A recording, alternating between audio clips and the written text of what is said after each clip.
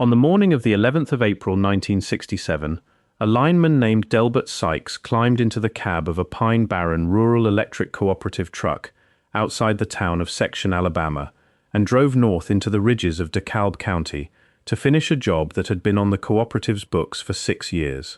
The line crew was stringing new distribution wire up a hollow the county maps called Coldiron Branch, a narrow cut of sandstone and limestone running between two shoulders of Sand Mountain that had never carried power before. Sikes had run line through worse ground. What he had not run line through was a hole in the earth with a roof on it. At a few minutes past 8 that morning, the auger truck bit into soft fill less than 4 feet down and came up empty, spinning air where there should have been rock. Sikes climbed down, knelt at the edge of the hole, and found himself looking into a chamber. Cut stone, a flat ceiling, level enough to set a plumb line against. He would tell the same story for the rest of his life, almost word for word, to anyone who asked, and by noon that day, the cooperative had rerouted the line 80 yards to the east and filled the hole back in. If you're enjoying this story so far, don't forget to hit the like button and subscribe. Drop a comment telling me where in the world you're watching from. I love hearing from you. What Sikes found that morning, according to the notes he later gave a county extension agent and the 2 men who worked the pole line beside him, Roy Tatum and Curtis Boyette, was a chamber roughly 9 feet across and just over 6 feet from floor to ceiling, built from dressed sandstone blocks fitted without visible mortar. The floor, where Boyette lowered a flashlight down on a rope, was swept bare. No tools, no bones, no debris of any kind. Only a shallow channel cut into the stone floor that ran from one wall to a drain hole in the corner, as though the room had been built to be cleaned rather than simply used. Tatum would later describe the corners of the room as square, in a way that unsettled him, the kind of precision he associated with a machine shop, rather than a hillside in 1967 Alabama, let alone whatever hands had shaped that stone before anyone in the county had a name for the ridge above it. The 3 men stayed at the hole for perhaps 20 minutes, long enough for Sikes to lower himself part way in and touch the ceiling, long enough for Boyette to notice that his flashlight beam did not waver or scatter the way it should have against raw limestone. Then the cooperative's superintendent, a man named Grady Purnell, arrived at the site, looked into the hole for less than a minute, and told the crew to move the line. The cooperative's own dispatch log for that week survives today in a filing cabinet in the Pine Barren office in Rainsville, and it tells a story the men's memories do not quite match. The entry for the 10th of April notes routine pole setting on Coldiron Branch. The entry for the 11th, the day of the discovery, is blank. The next entry, dated the 14th, records the crew working a new route 80 yards east of the original survey line, with no explanation offered for the change and no mention anywhere in the log of a chamber, a hole, or a delay of any kind. Purnell, who ran the cooperative until his retirement in 1981, gave one interview about the incident to a reporter from the DeKalb County Sentinel in 1974, 7 years after the fact. In it, he confirmed that the crew had struck what he called an old root cellar, and that he had ordered the line moved because the ground looked unstable.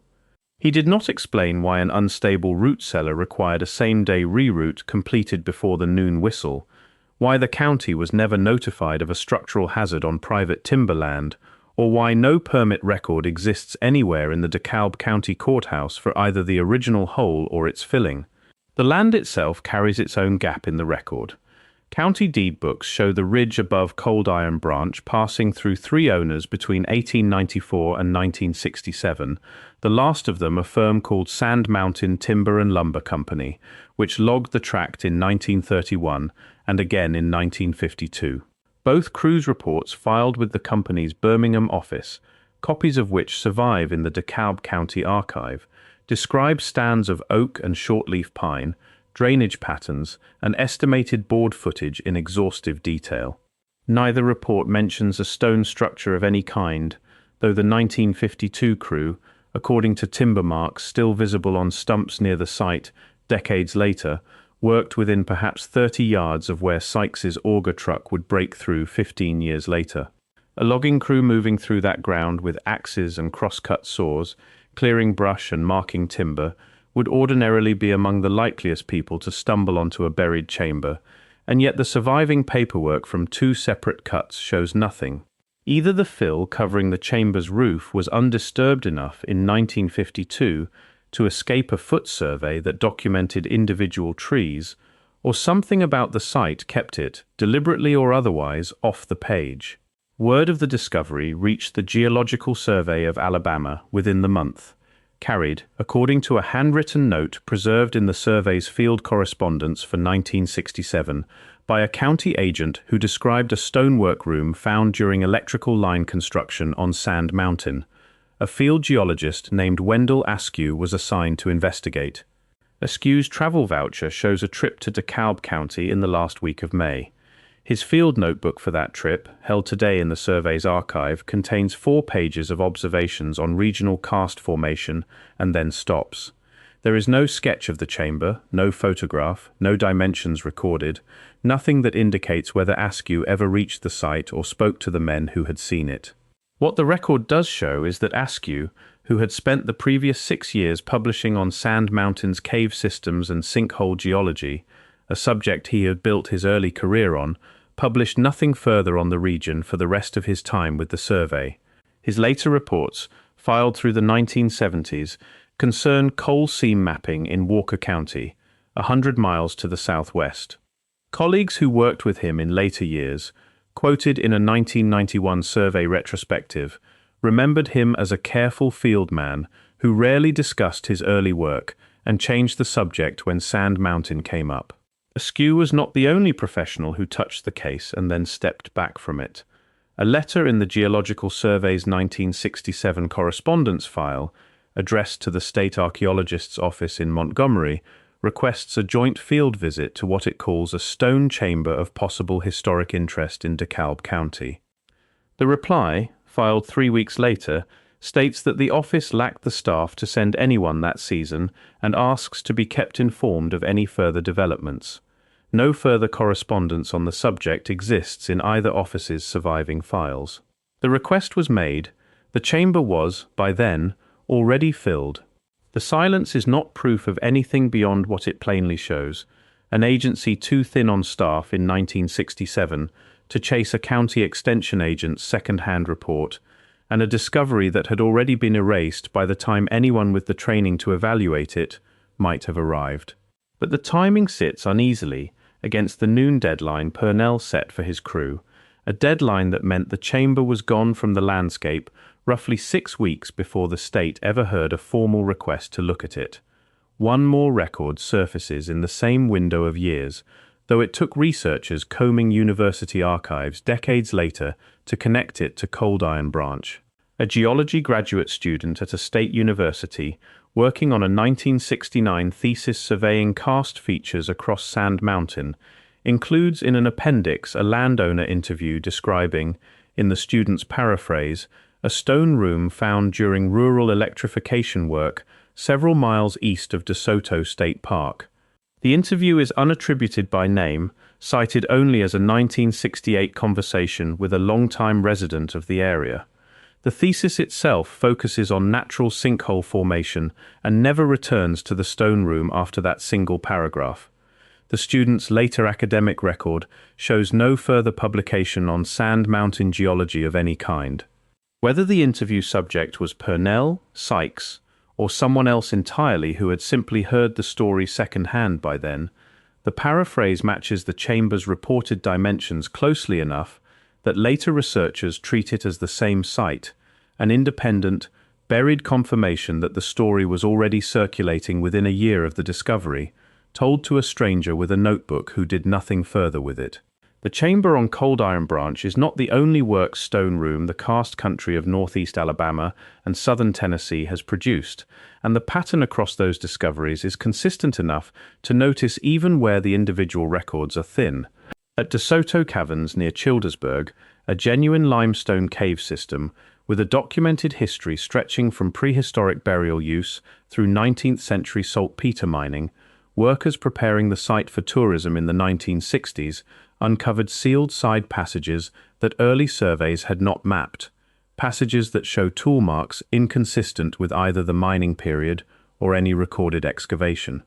At the old stone fort in Coffee County, Tennessee, a ceremonial enclosure of stacked stone walls built along a river bluff roughly 2,000 years ago, 19th-century surveyors recorded interior chamber features along the wall line that later restoration work could not relocate.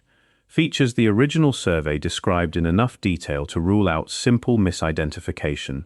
Neither site involves the words conspiracy or theory in its official record. Both involve a documented structure, a documented gap between what an early observer recorded and what a later one could find, and an institutional response that moved on rather than dug deeper. The pattern is not that something was hidden. The pattern is that something was seen once, briefly, by people without the authority or the inclination to insist on a second look. A third case, less thoroughly documented but repeated often enough in regional caving circles to be worth naming, concerns a 1958 well-drilling crew near Fort Payne that reported striking a lined shaft before backfilling it within the day at the landowner's insistence. No agency record of that incident survives, only the drilling company's own equipment log, noting a lost bit and an unexplained half-day delay, but cavers, who have compared notes on all three sites, describe the same combination, a swept or lined interior, a fast decision by whoever was on site to close it back up, and an institutional record that goes quiet exactly where the detail would matter most. Curtis Boyette, the youngest man on the crew that morning, was 22 years old in 1967 and would go on to work for Barren Rural Electric Cooperative for another 31 years before retiring. Unlike Purnell's dispatch log and Askew's unfinished notebook, Boyette kept something. Before the hole was filled, he pried loose a fragment of the dressed stone from the chamber's threshold, a piece roughly the size of a dinner plate, and carried it home in his lunch pail. That fragment is still in the family today, passed down after Boyette's death in 2009 to his daughter, who has allowed 2 independent stonemasons to examine it in recent years. Both masons' assessments, delivered separately and without knowledge of each other's findings, describe the same detail. The stone's face bears tool marks consistent with a metal chisel and a flat-faced hammer, worked to a tolerance neither mason could produce by hand without modern measuring equipment, on a type of sandstone quarried locally but shaped in a manner neither man could date. The fragment has never been carbon dated, since the stone itself carries no organic material to test, and no geological survey has agreed to examine it formally. It sits today in a cedar box in a house 11 miles from Coldiron Branch, the only piece of the chamber that anyone kept. If you're hooked on this story, make sure to subscribe and turn on notifications so you never miss an upload. Your support means everything and helps me bring you more emotional stories like this one. In the decades since, the story has circulated through DeKalb County the way most things do, in a place small enough that everyone eventually hears everything twice. Sikes told it at the feed store. Tatum told it to his grandson, sketching the chamber's dimensions on the back of a church bulletin sometime in the 1990s, a sketch his family still has. Boyette told almost no one outside his own household and kept the stone fragment out of sight for most of his life, showing it only to the 2 masons who eventually examined it. The DeKalb County Sentinel ran Purnell's account in 1974 and never followed up. No local historical society has taken up the case. No archaeologist has requested access to the fill that now sits, by all available evidence, undisturbed under roughly 80 yards of relocated power line and a stretch of hillside that Barren Rural Electric Cooperative still maintains today. The chamber, if it is still there, has not been looked at by a trained eye in 59 years. The closest anyone came to a second look was in 1983, when a county highway department engineer named Otis Franklin, surveying the same hollow ahead of a proposed gravel road extension, pulled the original 1961 timber company plat from the courthouse and noticed the rerouted power line jogging around a patch of ground, for no reason the topography explained. Franklin asked Barren Rural Electric Cooperative for its construction records on that stretch, hoping to confirm whether the jog marked a buried line fault or something else worth avoiding before he ran heavy equipment over it. The Cooperative's response, preserved in Franklin's own Highway Department file, states only that the records for that section predated the current record-keeping system and could not be located. Franklin routed his gravel road around the same patch of ground the power line already avoided, a decision he later told a colleague, quoted second-hand in a 1990 county newsletter profile of his career, he made because it seemed like the path of least resistance rather than any conviction that something specific lay beneath it. He never learned about the vault.